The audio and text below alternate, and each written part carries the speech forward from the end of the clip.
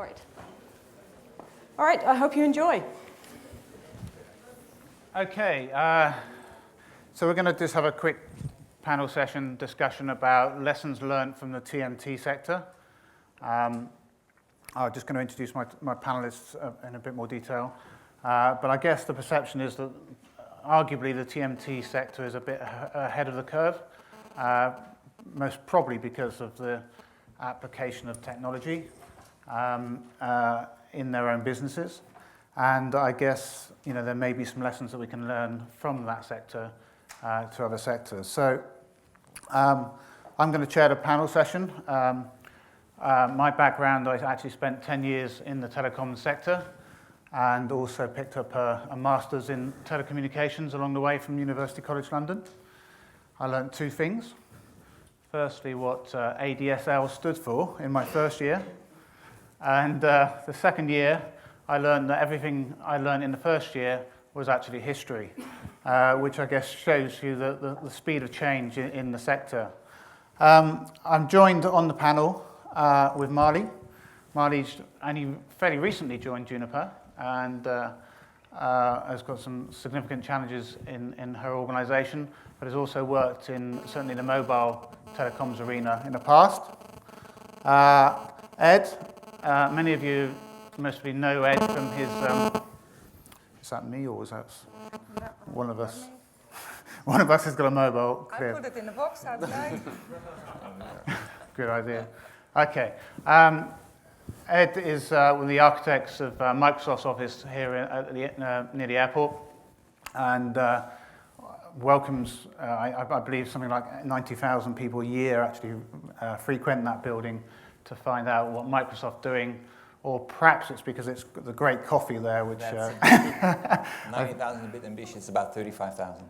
Right, okay. And Boris, who heads up our tenant rep team in Amsterdam and the Netherlands, and works with many telecom tech companies here.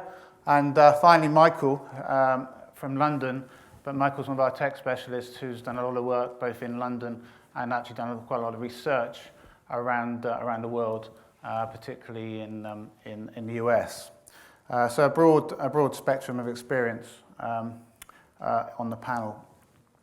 I guess one of the things about the research that Michael has been involved in is that it's very hard to actually research the TMT sector, partly because it's so diverse. Obviously you've got the telecoms bit of it, and the importance of getting the network quality and resilience that Philip just talked about, actually, so we won't go into more detail there, but obviously that's a very important thing, that getting it right and getting the networks to perform. And I guess our expectations and appetite for performance will never be satisfied in that area, but that's the challenge in that particular area. Then there's the media bit, which is obviously very fast-moving. We talk about creating content now in 140 characters in a tweet. We're very limited to, and even sort of 6-second bursts in a sort of Vine video splash, I guess. So things are becoming very, very instant, very, very fast, and very demanding. And then we've also got the technology bit that sort of brings all that together, I guess. We talked about, again, Philip talked about unified messaging that Microsoft and others are bringing to us, enabling us to unify our messages to anywhere we want to work, as well as communicating globally via platforms like Skype,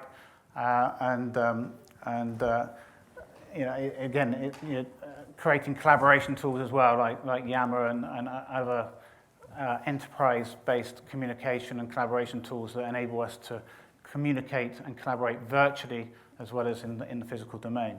So the point about that, the TMT sector is very, very diverse, and therefore it's very, very hard to actually provide any real research. And what we did come up with is a series of observations from that sector. And I'm just going to go through some of them now. I guess one of the key things is the primary function of an office And these are observations, not statistical research, but the primary purpose of a building or a workplace is really now to facilitate collaboration. We can work from anywhere, but the office is the place that it all comes together, and getting that that face-to-face collaboration and building those relationships is really critical. Real estate flexibility is as important as companies in this sector rapidly change. So it is very dynamic, as I said. It's changing constantly. What's new today won't be new in 2 months' time. The pace of change is rapid, and the workplace and the flexibility of the workplace needs to respond to that and enable people to be dynamic. Thirdly, attracting talent. We've heard a lot about that today, especially the young talent. Certainly some tech sectors are really driven by the new generation of thinking and application of technology and ways of working, and that's certainly part of it. Flexibility in the way space is used is more about attracting talent. Sorry, problem here. More about attracting talent and collaboration than reducing footprint. And finally, real estate in absolute cost terms is not important. The value of clusters of knowledge are far more important.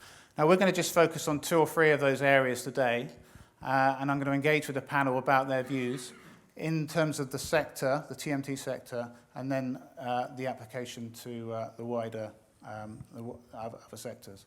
So start with the first trend, TMT trend. The primary function of a building is to enable collaboration, both virtually and face-to-face. Ed, if that statement was if you presented that statement to your chief executive, what would he come back with and feel about that statement? Well, collaboration is true. I do agree. If you look at the office that we have in Schiphol, that was something that we had high on the priority list.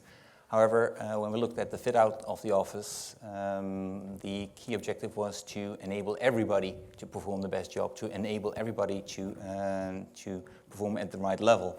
So it was not necessarily pure the collaboration, but also the focus rooms, sound absorbing rooms. I'm sure Philip is, but so give people the privacy, but also put an additional chair in so people can actually sit there together if they want to collaborate, but not actually disturb someone next to them. So enable everybody to perform the best job, but make sure that if you look at the spaces that we do have around the region, we look at the primary function of an office. So sales will be a different office. So if you have a lot of customer-facing environment, it will be totally different from where we have, for instance, a research and development environment where people still have their own private space, so can actually do the think tank environment. One of those specific locations that we do have is, for instance, when we acquired Skype, we got a whole new set of design guidelines coming to the real estate department. When you look at acoustics, we've never heard anyone talk about those kind of acoustic specifics. So I would say that the office, different guidelines, make sure that you have it fit for the purpose that's used for. And Boris, so would that be consistent with some of your clients in the area? Well, my experience is broader than only the TMT sector. But I think if I look at this trend, there are 2 things I would like to focus on. The primary function of collaboration and the increasing importance of workplace design. And I think I can see that collaboration becomes more important, but the primary function of an office is to work in. And collaboration is part of that, but it's not the primary function, in my opinion. I think there is still a lot of tailored style of management to be dealt with. We should not forget that. But I do see that the evolution of workplace design, moving from an occupancy rate focus towards an activity-based working focus, that's much more, provides one much more with a deepened focus and deepened knowledge of what is possible, what are people doing when they're in the building. I think that leads to an improved workplace design and a much more focus on that workplace design as well. Great, appreciate that. Marty, anything to add in terms of Juniper Networks and the challenges you face? Well, what we see is that it's also changing at Juniper, and people are becoming more virtual than they used to be. So what we see now that we need to align together with IT, the IT department, to have the same goal to make it happen, that we are able to collaborate and being virtual. And we have, for example, Link, but we don't have video conference possibilities on every computer. So, and I'm glad what you are saying, because that is what we see. Be able to have contact with somebody else, even if it's at the other side of the ocean, which is actually a daily job of us, make it happen, and we are responsible for that. Great, thank you, Marty. We did actually ask you all to feedback on a survey in the last couple of days about some of these points and about the relevance of these points to your sectors. Obviously, there's a wide range of companies represented in the audience. And actually, there seems to be quite a strong convergence and alignment with the proposition that the majority do agree that actually the building now is actually becoming, primarily, the purpose of the building is primarily to enable collaboration, which clearly does have an impact in terms of the design, the dynamics of the building, and in terms of the facilities management and support that's required. So that's an interesting parallel between the TMT sector and other sectors. Moving on to the second observation, attracting talent, especially the young talent, drives many decisions in terms of office design, importance of local amenities, provision of bikes and bike racks, etc. All sorts of facilities that may not have been the norm. I know Ed was talking at lunchtime about the need to provide a new facility for his Harley at the Schiphol office. But firstly, maybe Boris would like to make a perspective of some of the clients you've been working with recently in terms of attracting talent. I usually see a much bigger focus on attracting talent. I think Vodafone is a great example of that. We have loads of examples of movements towards, for example, Amsterdam or high-tech hubs in Eindhoven. I think that will become more important as soon as we recover from the economic downturn. I think the primary focus now is still on cost, and the battle for talent will become more important as we recover from the downturn. And Michael, any experience from further afield across the globe in the US and how other companies are relating to that, or indeed London?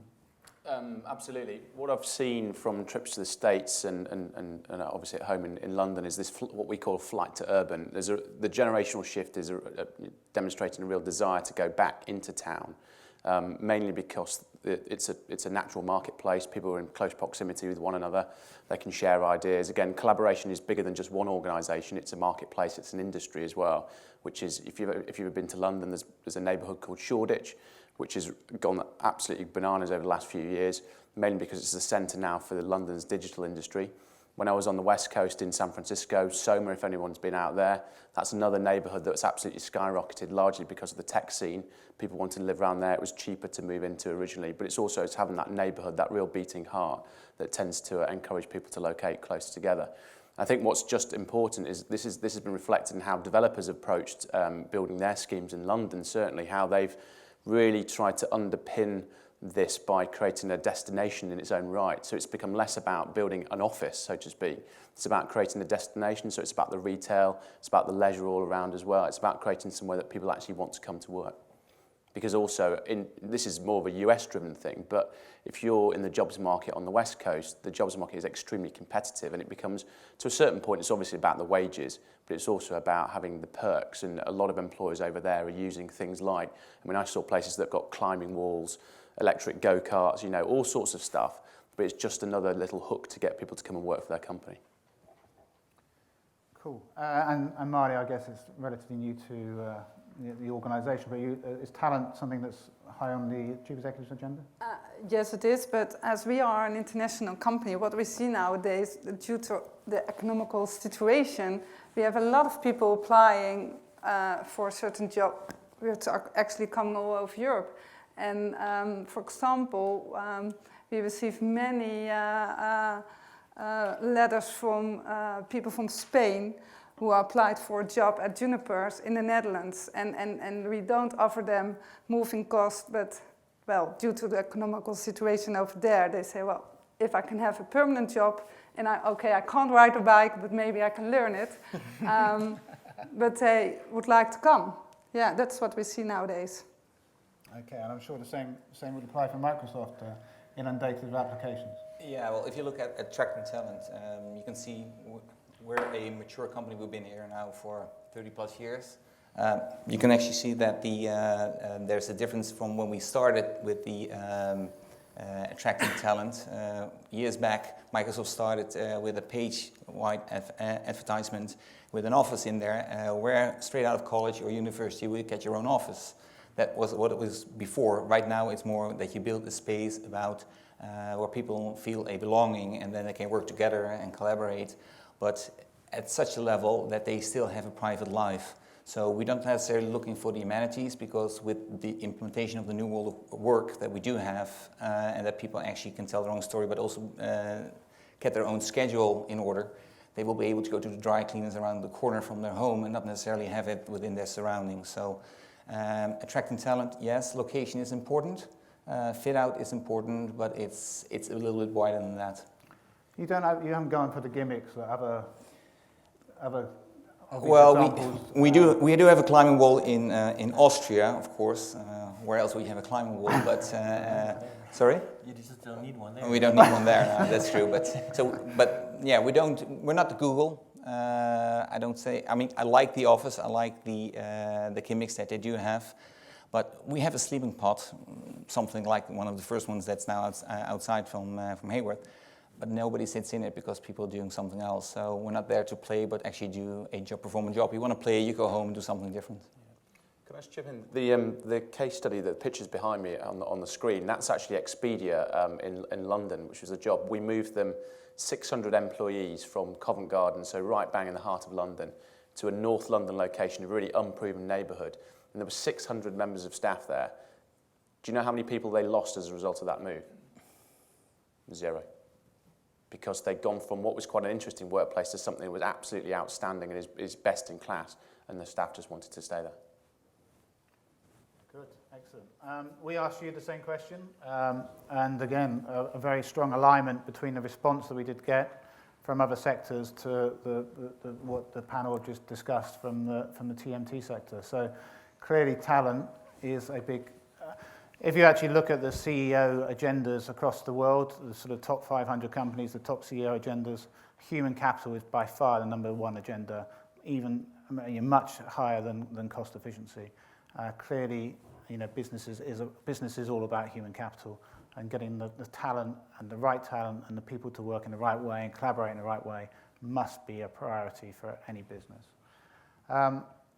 So the final question from the final observation from the TMT sector: flexibility in the way space is used is more about attracting talent and collaboration than reducing footprint. So just going on from what I just said, really, how important is cost versus talent? Ed, would you like to lead on that? Cost is important, but it's not the main driver. And if you look at reducing footprint, that's not a goal on its own. What we try to do is optimize the location for the people that work in that location, but make sure that everybody has access to whatever they need to do, so activity-based working.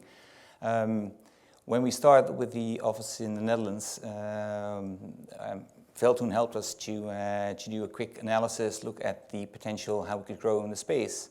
And we do have the opportunity to actually get more space, but we would move in and then at 800 plus, we would actually have to take on more space. But the people that came in were so actually living the whole new world of work and making sure that this is the great thing. So attracting talent was the buzz that came actually from the space that people were enabled to take matters in their own hands, but still had a result that they had to deliver in the end. That we've grown into 1,100 people working from the office, and people still don't think it's overcrowded because they find ways to work in that environment. So flexibility in space is used. It is about attracting talent, I do agree. But the footprint, well, it's still the same as when we entered in 2008. So. Marty, for Juniper's footprint and cost reduction still a big factor? Our footprint is very important. Actually, it's a main topic at the moment. Reason why is, well, in our office we also have our labs. So we pay, the energy cost is even higher than the rent cost. So you can imagine what the discussion is about. At this moment, we are end of lease and we are looking what shall we do. Do we expand in the current building or do we go somewhere else? And then again, energy is more important than where we want to go to, because you need to know for sure that you're able to rebuild your lab. So yes, footprint is for us at this moment a trendy topic. So a good reminder, it's not all about people. There's obviously labs and network infrastructure that needs to be housed as well. That's our primary Absolutely. business, so that's why, well, actually, it's the customer, and we need to build the best for our customer, so that's what we're here for. Mike, again, trends globally. I see it from a slightly different standpoint. I mean, we've done work with Thomson Reuters, who've got contingent, lease liabilities on, across central London. Then we've done work for Amazon as well, who are a very dynamic company. And I think the thing that keeps coming back is, depending on what foot is in which camp, dictates your approach to all of this. There's something I keep hearing from the States is, it's about this disruptive business model. If you've got a disruptive business model, or you want to allude to having a disruptive business model and have exponential growth, like a lot of the tech companies coming out of the West Coast, your real estate has got to be able to provide for that. I represent a lot of ad agencies. Well, those guys take on projects. They might be 6 months, they might be 5 years, but also they split into teams, and those teams are supposed to regenerate themselves. So that, catering for their particular industry, the real estate has to do that, and as a result, they have to be able to move around. So it's quite interesting times. So again, dynamics are really important. Absolutely right. And Boris, further afield in other sectors, from your experience? Well, I think it depends where real estate sits as well within the organization. If it's under HR, attracting talent becomes more important. If it's under the finance department, well, figures speak the most. I think if we look at the current economic circumstances, reducing footprint is much more important. I think cost is the primary driver for workplace decisions in the current circumstances. As I said before, I think the revenue side of real estate will receive more detail as soon as we recover from the downturn. What I think is important and a very interesting thought is that we have 4 generations of people in the workforce right now. And I think if we want to attract talent for the future, how can you accommodate housing solution that accommodates all those 4 generations? And I think, Microsoft is a striking example of what housing can do for its employees, but I think it's even a challenge for Microsoft to accommodate all those 4 generations.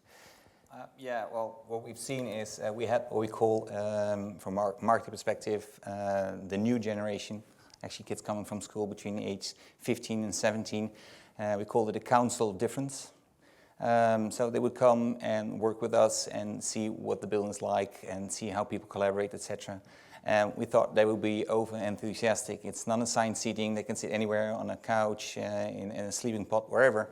And actually was surprised by the feedback that new generation didn't like the office because they couldn't see the hierarchical structure that we have in the business. So how do you know who's responsible for what and where does the GM sit and why doesn't he have an office? Well, he has 11,000 square meters, but it just didn't get the concept. So, Well, I think it's very good to have that interaction with the generations Y and Z already at this stage to see what you can do with your housing solution for the future. And what I come across here in Holland as well is there's a huge cultural difference And I think Geert Hofstede is a Dutch professor about cultural differences. You can clearly see on his spectrum where there's a lot of hierarchy, for example, they require a total different approach. So even Korean companies in Holland have a complete different structure as opposed to Dutch firms here. As a father of 5 who constantly gets told, well, my children just can't believe I still use email, I can relate to the need to start to engage with the younger generation, certainly.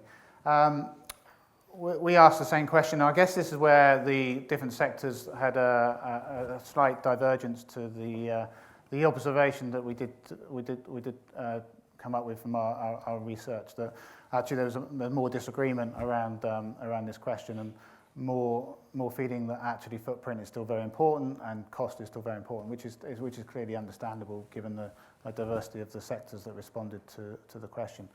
I'd like to just open that challenge out to the floor now, and any comments from different sectors that may be totally different to what we've heard from the TMT sector, or indeed parallel lessons that you may have in your own sectors that you've heard from the panel today.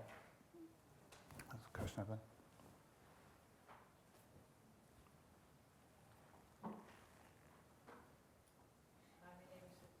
Janne Appel. I'm from university. I'm an assistant professor.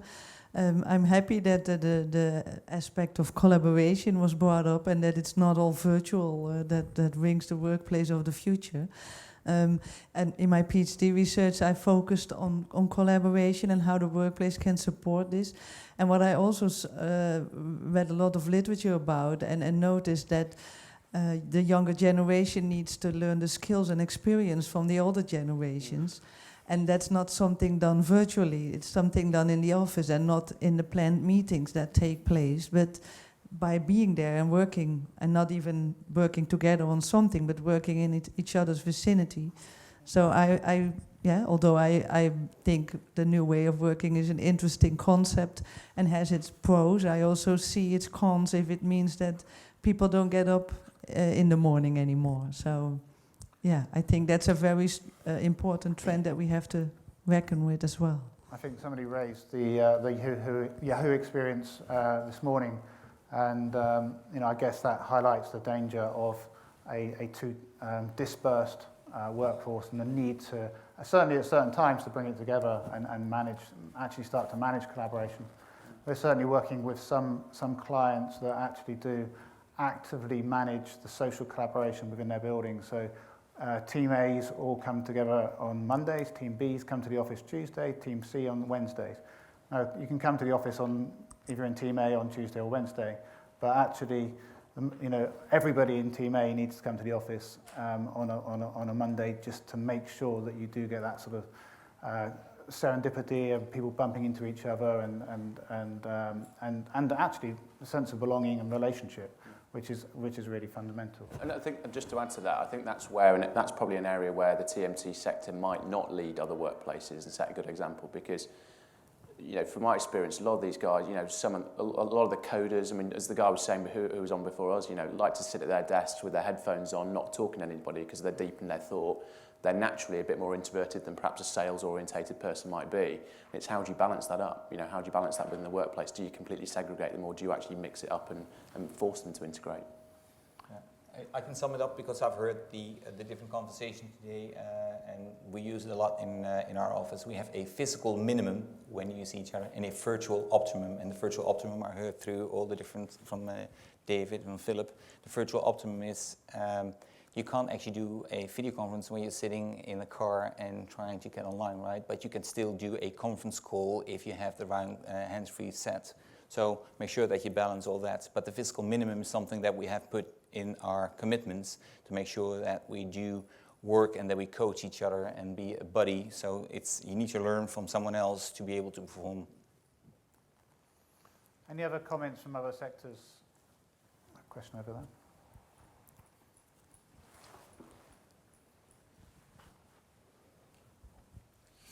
I think, Neil, your comment about Team A on a Monday, Team B on a Tuesday, the idea of diarised serendipity is pretty shocking.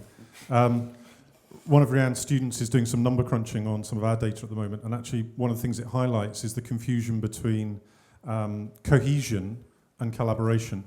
And I think we as workplace professionals need to recognise that they are two very, very different things, and we should perhaps stop banging the drum about this sort of panacea concept of collaboration and rocket fueling our workplaces for high levels of collaboration, when actually we're talking about cohesion. The teams actually being around each other doesn't mean that they're actually diarising sessions together. Coders with headphones on is probably anti-cohesive in some ways, or anti-collaboration in some ways, but pro-cohesion in other ways. So I think there's a definition necessity needed here in terms of what that function is. And I think in defence of Yahoo, what they were proposing was more cohesion, not more face-to-face collaboration. So. Yeah, I would totally support that.